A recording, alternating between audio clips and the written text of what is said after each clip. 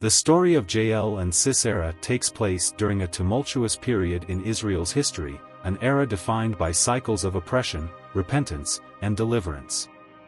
This was the time of the judges, a time when Israel had no king, and leadership came through individuals whom God raised up to rescue his people from their enemies.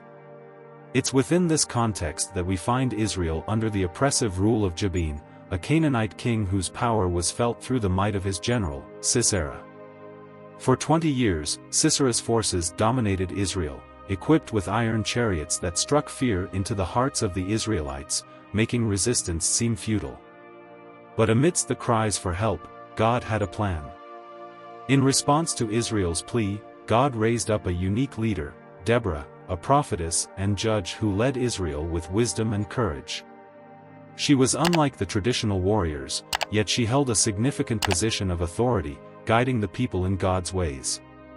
Sensing the time for liberation had come, Deborah summoned a man named Barak, charging him with leading an army to confront Sisera. But Barak, perhaps hesitant to go alone, insisted that Deborah accompany him into battle. This led to Deborah's prophetic declaration that Sisera would indeed be defeated, but that the victory would come at the hands of a woman, a revelation that must have been puzzling, yet intriguing.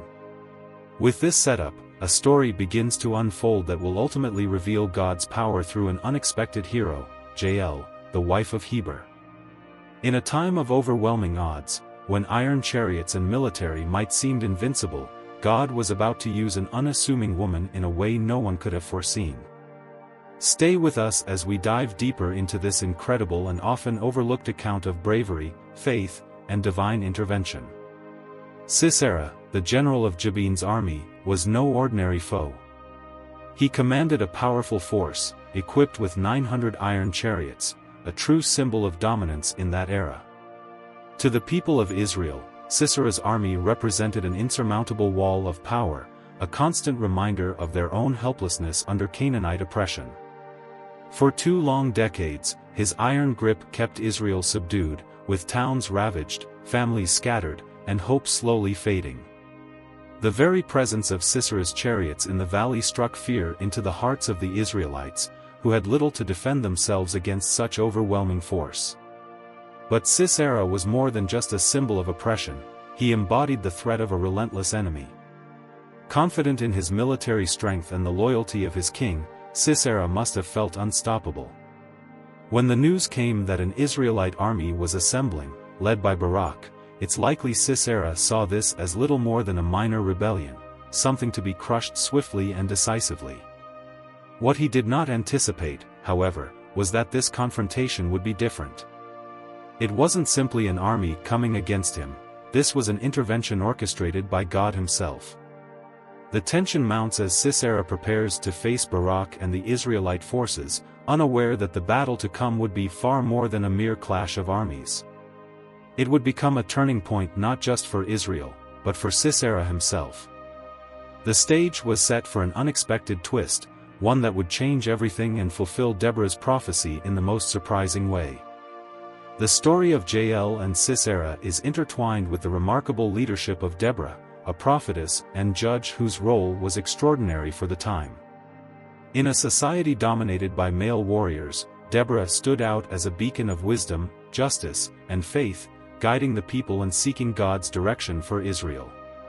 Her presence as a judge represented God's power working through unexpected vessels, a theme that would become even more prominent as the story unfolded. Recognizing the urgency of Israel's plight under Sisera's brutal oppression, Deborah received a divine directive: it was time to confront Sisera and end his tyrannical rule over Israel. She summoned Barak, a capable military leader from the tribe of Naphtali, and relayed God's instructions to gather 10,000 men and position them on Mount Tabor, overlooking the Kishon River valley where Sisera's forces would gather. Her words were clear, carrying the weight of both prophecy and command, promising victory from God's hand: "I will deliver him into your hands." But Barak hesitated. Despite the direct assurance from God, the prospect of facing Sisera's iron chariots on the open plains was daunting. In an unorthodox move, he responded by asking Deborah to accompany him into battle, indicating perhaps his need for her spiritual confidence or guidance. Some might see his request as a sign of doubt, but it was more likely a reflection of his recognition of Deborah's unique closeness to God. Her presence represented a tangible reminder of God's promise and authority. In response to Barak's request, Deborah made a profound statement. She agreed to go with him but warned that the honor of victory would not belong to him. Instead, the triumph would be credited to a woman, who would ultimately be the one to bring down Sisera. This prophecy would have stirred curiosity and perhaps a bit of confusion. How could a woman achieve what an entire army struggled to do? And who could this woman be? Was Deborah herself meant to fulfill this mysterious role, or was someone else waiting in the wings? With the stage set and the prophecy hanging in the air, Barak and Deborah set out, gathering the forces of Israel and preparing for the decisive confrontation. Meanwhile, Sisera, ever confident in his superiority, rallied his forces to crush the Israelites once and for all. But little did he know, God was about to use the unexpected to humble his pride. In the upcoming battle, the prophecy would be set in motion, driving the story toward an unforeseen climax where human strength and power would prove no match for God's sovereign will. The woman destined to fulfill Deborah's words was waiting, unassuming yet poised, ready to take a bold step that would change Israel's fate forever. The tension reached its peak as Barak and his men assembled on Mount Tabor, facing the expansive Kishon River valley below.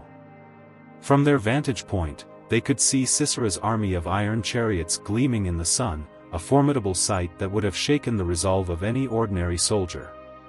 The odds were overwhelming, and it was clear that, by human standards, this battle was impossible to win. But this was no ordinary battle.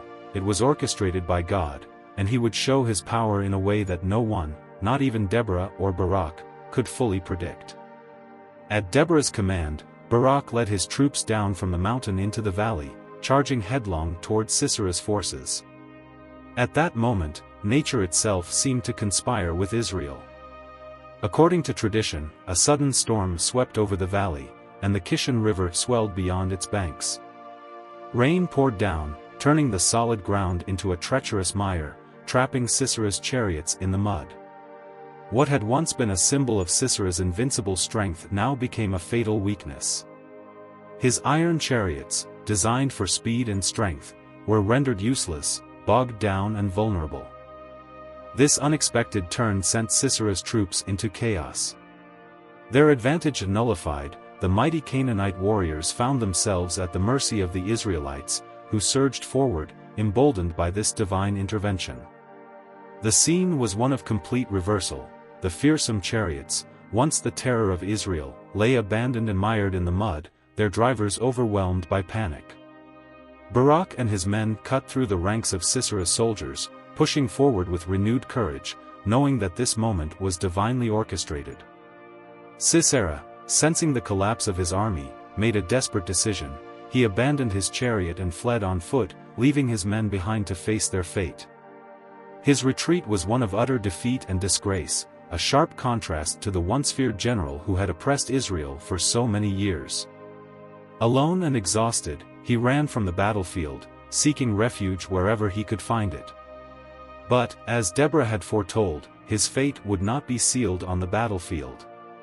Instead, Sisera was about to encounter the woman through whom God would bring an end to his reign of terror. Unaware of what awaited him, Sisera made his way toward the tents of the Kenite, a nomadic people who had maintained a neutral relationship with the Canaanites. There, in the quiet of the tent encampment, a seemingly insignificant woman named Jael awaited him. The prophecy was on the verge of fulfillment, as the narrative shifted from the chaos of the battlefield to the stillness of Jael's tent, a setting that would become the stage for one of the most unexpected and decisive acts in Israel's history. What lay ahead would reveal a different kind of courage, one born not of weapons or armies, but of the conviction and cunning of a single woman who was about to leave her mark on history. Exhausted and defeated, Sisera stumbled into the Kenite encampment, hoping for a sanctuary where he could catch his breath and escape the relentless pursuit of Barak's forces. The Kenite, being nomads, often maintained strategic alliances with various powers, and Sisera must have assumed he would find safety here. His path led him to the tent of Jael, the wife of Heber, a woman he might have expected to be sympathetic to his plight due to the alliance her husband held with the Canaanite king. Jael greeted him with calmness and hospitality, welcoming him into her tent. In a culture where hospitality was held in the highest regard, Jael's gestures would have seemed to Sisera like a promise of safety. She covered him with a blanket to provide warmth and comfort, a calculated act that immediately put him at ease. Recognizing his thirst, she offered him not just water but milk, another gesture of hospitality that would have suggested her kindness and concern for his well-being. As Sisera drank the milk, his weariness deepened, and his eyes grew heavy. Assured by Jael's nurturing demeanor, he let his guard down completely. Before drifting off, he whispered to her a final request, to stand watch at the entrance and lie about his presence if anyone asked for him. Jael agreed, giving no indication of the resolve building within her. For Sisera, this must have felt like a rare moment of refuge amidst his downfall.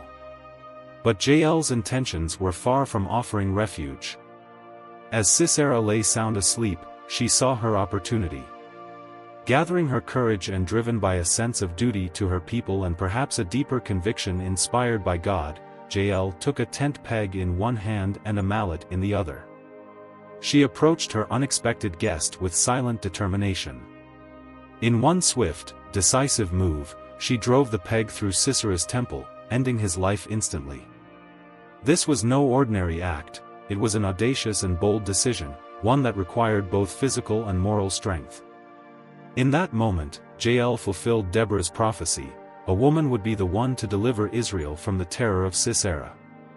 Without sword or armor, without rank or fame, Jael's act marked the final blow in a long story of oppression, bringing peace and freedom to her people. With Sisera defeated, the prophecy had come full circle, and Jael's courage became the unexpected answer to Israel's prayers. This single act would echo through Israel's history as a testament to how God can use the unlikeliest individuals to achieve his purpose. And with Sisera's death, Israel was finally free from the shadow of his iron grip, thanks to the unexpected heroism of a seemingly ordinary woman. The aftermath of Jael's courageous act was swift and profound. Soon after Sisera's death, Barak arrived, hot on the trail of his enemy, only to find the scene he least expected. Jael stepped forward to meet him and led him into her tent, where the once feared general now lay motionless, defeated not by the strength of an army, but by the resolve of a single woman. For Barak, this was a stunning fulfillment of Deborah's prophecy. He saw firsthand that victory had come through the hands of an unlikely hero, just as Deborah had foretold. This encounter marked a turning point in Israel's history, not only in the immediate military victory but in the empowerment of individuals whom society might overlook. Jael's act carried a profound message about God's ability to use anyone, regardless of status, gender, or background, to accomplish his purposes. Her bravery disrupted the typical narrative of warfare, showing that deliverance could come through cunning and courage rather than brute force.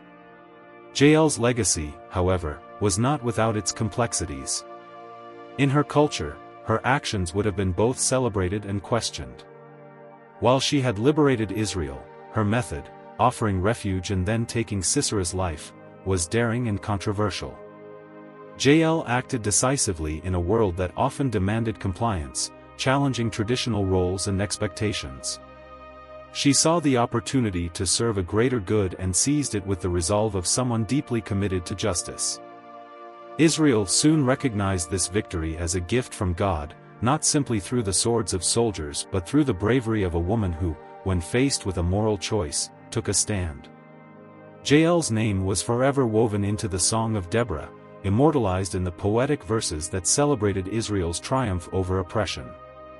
In this song, Jael is hailed as "most blessed of women," a hero who risked everything to change the fate of her people. Jael's story, though brief, resonates as a reminder of the unexpected ways in which God works. She stands as a symbol of courage, of divine purpose fulfilled through human agency, and of how faith can inspire actions that transcend fear. Through her boldness, Israel tasted freedom once again, and generations to come would remember that the downfall of a tyrant came not from an army or a warrior, but from the hands of an unassuming woman with unyielding conviction. The impact of Jael's victory reverberated far beyond her tent, signaling a pivotal shift in Israel's struggle for freedom. With Sisera dead, the backbone of Canaanite oppression was broken, and the Israelites seized the opportunity to rise against their enemies. The defeat of Sisera was not just a single triumph, it set in motion a series of events that led to the collapse of King Jabin's reign over Israel. Without his powerful general, Jabin's hold weakened, and Israel gradually gained the upper hand, reclaiming their land and their dignity. Jael's decisive act became a rallying point for the people of Israel. She was celebrated not only for her courage but for embodying the divine justice that the Israelites had longed for. Through her, they saw God's hand at work in their lives, using the unexpected to turn the tide of their suffering. This victory renewed Israel's faith, strengthening their identity as God's chosen people and reminding them that no force, no matter how powerful, could stand against God's will. Jael's story was immortalized in the Song of Deborah, a victory hymn that captured the triumph and courage of that pivotal moment. In this song, Jael is honored as a hero, with language that exalts her above other women of her time, recognizing her boldness and sacrifice. Her actions echoed through Israel's history as a testament to how God could use anyone, even those outside of traditional roles, to bring about his plans. Jael, a woman of no military rank, had shifted the course of a nation's future. The legacy of Jael serves as a powerful reminder that deliverance often comes in unexpected ways. Her story disrupts the conventional notions of heroism, showing that God's victories are not bound by human limitations or social norms. Jael's courage and willingness to act in a crucial moment became a symbol of hope and a testament to divine empowerment, inspiring future generations to believe that even the smallest acts of bravery can carry profound significance. Through Jael's victory, Israel entered a period of peace and prosperity, free from the oppression that had plagued them for decades. Her actions echoed through the ages, a reminder of the strength found in faith and the profound impact of a single choice made in alignment with God's purpose. Her story invites us to consider how, in our own lives, acts of courage and faith can create ripples that extend far beyond what we might imagine, shaping not only our destiny but the destiny of those around us. Jael's story leaves us with powerful lessons about courage, faith, and the unexpected ways God works through individuals. Her decisive action didn't just secure a military victory, it demonstrated that deliverance can come from the most unlikely places.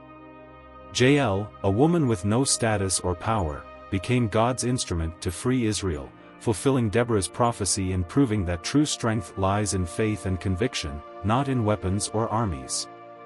Through Jael, we see how God values willing hearts, ready to act when the moment calls for it. Her courage disrupted societal expectations, challenging us to consider that God's plans often defy human conventions. In taking a stand, Jael became a symbol of divine justice, inspiring future generations to see themselves as potential vessels of change, regardless of their background. The legacy of Jael reminds us that one act of bravery, guided by a higher purpose, can change the course of history. As her story echoes through the ages, we are invited to reflect on our own lives, to trust in God's timing, and to believe that even our smallest actions, when aligned with His purpose, can have a far-reaching impact. Jael's life serves as a beacon of faith, a reminder that God can use anyone, at any time, to fulfill His will.